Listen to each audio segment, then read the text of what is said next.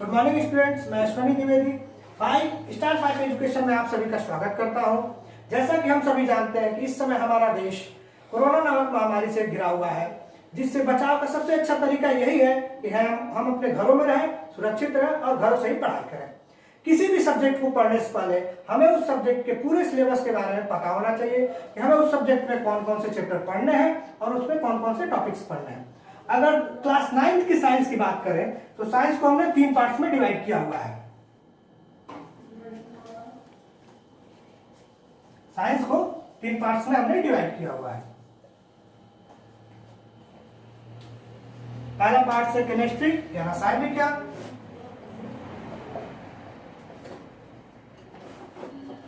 दूसरा पार्ट है फिजिक्स या भौतिक विज्ञान, और तीसरा पार्ट है बायो, जिसमें फिजिक्स का जो पार्ट है वह मैं आप लोगों को पढ़ाऊंगा।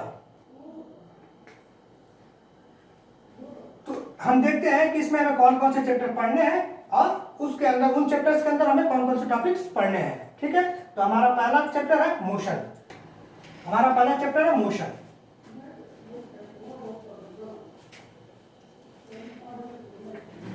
इसमें जो सबसे पहला टॉपिक पढ़ना है हमें वह है व्हाट इज मोशन या डिफाइन मोशन। मोशन होता क्या है। ठीक है, इसमें जो दूसरा टॉपिक हम पढ़ेंगे वह होगा टाइप्स ऑफ मोशन। मोशन कितने प्रकार के होते हैं, जैसे आपका हो गया circular motion, circular motion, one dimensional motion,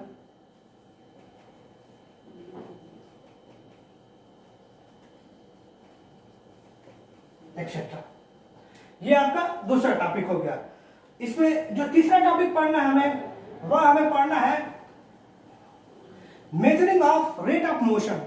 rate of motion को मेनली हम rate of motion, measuring of rate of motion. Rate of motion को हम एक और नाम देते हैं, सिंपल उसे हम स्पीड कहते हैं।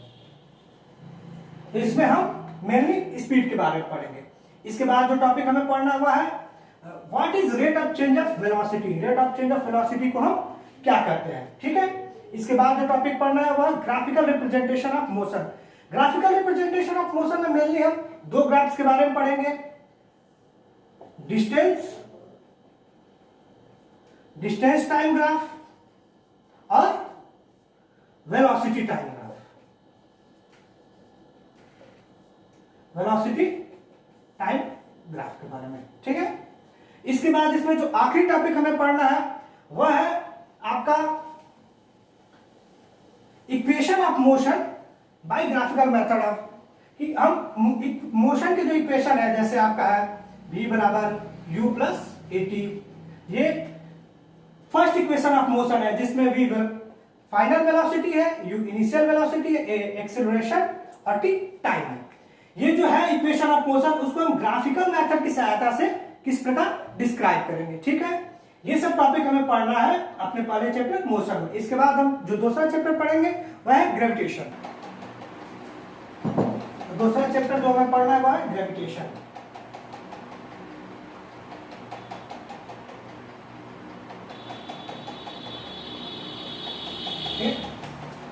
ग्रेविटेशन में जो हमें सबसे पहले टॉपिक पढ़ना है वह है व्हाट इज ग्रेविटेशन, गुरुत्वाकर्षण होता क्या है। इसके बाद इसमें जो हमें दूसरा टॉपिक पढ़ना है वह है यूनिवर्सल लॉ ऑफ ग्रेविटेशन, जो है आपका F is equal to G into m1 m2 upon r square. ठीक, ये हमें पढ़ना है। उसके बाद हमें पढ़ना है फ्री फॉल क्या होता है। उसके बाद हम पढ़ेंगे इसमें फ्री फॉल के बाद पढ़ेंगे इसमें कि कोई ऑब्जेक्ट पृथ्वी के गुरुत्वाकर्षण बल के कारण उसका मोशन किस प्रकार का होता है। Motion of an object under the influence of gravitational force of earth. उसके बाद हम पढ़ेंगे इसमें वेट क्या होता है, और इसमें आखिरी टॉपिक जो हमें पढ़ना है वह है मास क्या होता है। इसके बाद जो हमारा तीसरा टॉपिक है वह है law force and law of motion. हमारा तीसरा चैप्टर है force and law of motion. इसमें सबसे पहले हम जानेंगे कि फोर्स क्या होता है। उसके बाद हमें दूसरा टॉपिक पढ़ना है बैलेंस्ड एंड अनबैलेंस्ड फोर्स क्या होता है। ठीक है, उसके बाद से हम पढ़ेंगे first law of motion. First law of motion को एक और नाम से जाना जाता है लॉ ऑफ इनर्शिया, ठीक है। उसके बाद से हम पढ़ेंगे सेकेंड लॉ ऑफ मोशन क्या होता है। उसके बाद जो हमें टॉपिक पढ़ना हुआ है आपका mathematical formulation of second law of motion. Math के फॉर्म में सेकेंड लॉ ऑफ मोशन को क्या कहते हैं, जैसे इसको कहते हैं F इक्वल टू ma, ये हम प्रूव करेंगे, इसी को डिराइव करेंगे इसमें mathematical formulation of second law of motion, ठीक है। इसके बाद से इसमें जो इसके बाद जो इसमें टॉपिक पढ़ना हुआ है थर्ड लॉ ऑफ मोशन, इसे हिंदी में क्रिया प्रतिक्रिया का नियम भी कहते हैं। और इसमें लास्ट टॉपिक जो पढ़ना हुआ है कंजर्वेशन ऑफ मोमेंटम, ठीक है। इसके बाद जो हमें चौथा टॉपिक जो हमें पढ़ना है, कुछ बुक्स में ये टॉपिक अलग से कोई चैप्टर करके नहीं दिया गया हुआ है, उसमें ग्रेविटेशन का ही एक पार्ट बना दिया गया है, लेकिन हम इसे अलग चैप्टर के रूप में पढ़ेंगे, प्रेशर के रूप में, ठीक है। हमारा चौथा चैप्टर है प्रेशर। कुछ बुक्स में इसे एक और नाम से लिखा हुआ है फ्लोटेशन।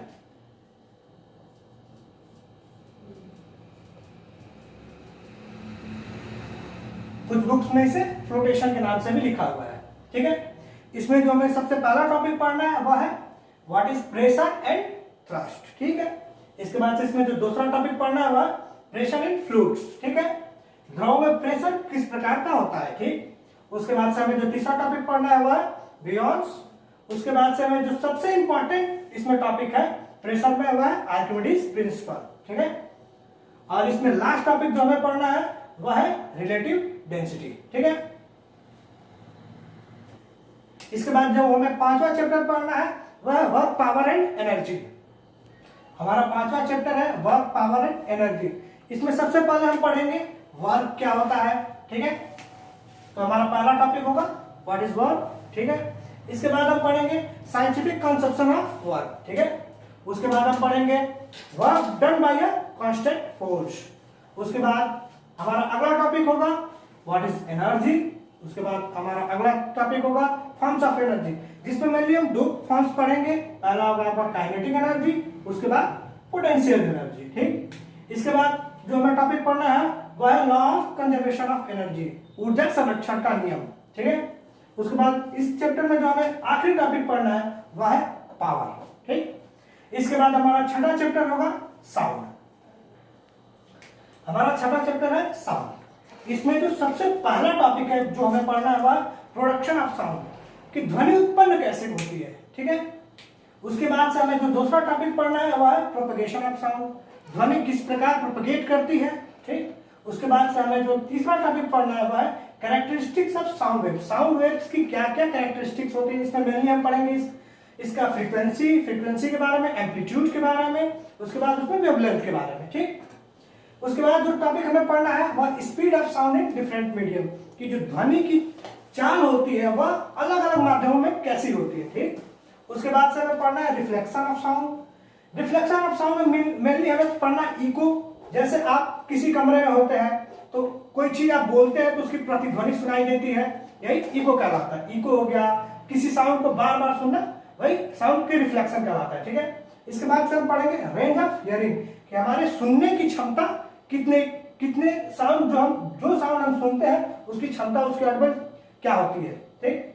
उसके बाद जो हमें पढ़ना हुआ है एप्लीकेशन ऑफ अल्ट्रासाउंड।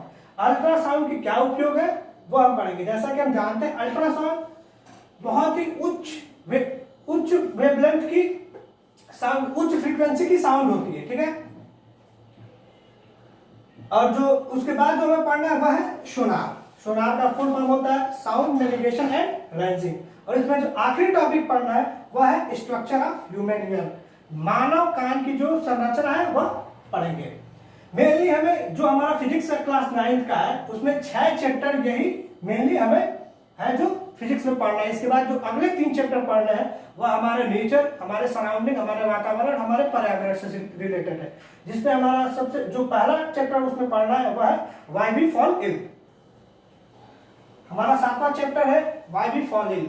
जैसे कि इस चैप्टर से ही हमें पता चलता है कि ये चैप्टर हमारे स्वास्थ्य से रिलेटेड है, तो इसमें जो सबसे पहला टॉपिक हमें पढ़ना है वह है हेल्थ एंड इट्स फेल्योर, हमारा स्वास्थ्य और उसके बिगड़ने के क्या कारण है, ठीक है। उसके बाद जो टॉपिक हमें पढ़ना है वह डिजीजेस एंड इट्स कॉजेस, कि जो रोग होते हैं वह किस प्रकार होते हैं, उनके क्या कारण होते हैं, ठीक। उसके बाद है इन्फेक्शियस डिजीजेस, जो डिजीजेस जो हमें एक दूसरे संपर्क में आने से फैलता है, इन्फेक्शन के द्वारा फैलता है, वह उनके बारे में हम पढ़ेंगे, इन्फेक्शियस डिजीजेस। उसके बाद से पढ़ेंगे मीन्स ऑफ स्प्रेड, जिसमें हम ये जानेंगे किन किन कारणों से, किन किन चीजों के द्वारा जो बीमारियां हैं एक आदमी से दूसरे आदमी में फैलती हैं। ठीक, उसके बाद से हमें इसमें जो आखिरी टॉपिक पढ़ना है वह प्रिंसिपल ऑफ ट्रीटमेंट या उपचार के क्या सिद्धांत है उनके बारे में हम पढ़ेंगे। इसके बाद जो हमें 8वां चैप्टर पढ़ना है वह है हमारा नेचुरल रिसोर्सेज, या उसको कुछ बुक्स में दिया हुआ है आवर इन्वायरमेंट। ठीक है,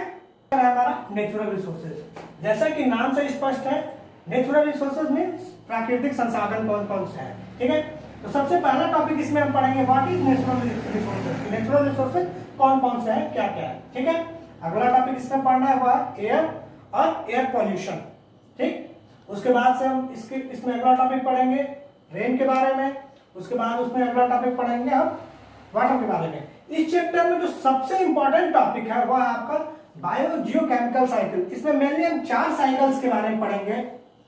पहला आपका होगा carbon cycle, nitrogen cycle, oxygen cycle and water cycle. ठीक, उसके बाद इसमें जो टॉपिक पढ़ना है वह है ग्रीन हाउस इफेक्ट। इसमें हम जानेंगे ग्रीन हाउस इफेक्ट क्या होता है। ठीक, उसके बाद से हमें इसमें जो आखिरी टॉपिक पढ़ना है वह है ओजोन लेयर के बारे में। ठीक है, इसके बाद जो हमारा आखिरी चैप्टर है वह है हमारा फूड रिसोर्सेज। ठीक है, हमारा आखिरी चैप्टर जो हमें पढ़ना है वह फूड रिसोर्सेज। ठीक है, जिसमें हमें सबसे पहला जो टॉपिक पढ़ना है वह है क्रॉप प्रोडक्शन मैनेजमेंट।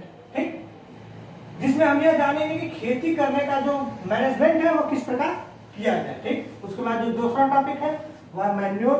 ठीक, उसके बाद जो इसमें तीसरा टॉपिक है वो फर्टिलाइजर्स का है, उर्वरक का किस प्रकार उपयोग, क्या उपयोगिता होती है खेती में। ठीक, उसके बाद से इरिगेशन, सिंचाई।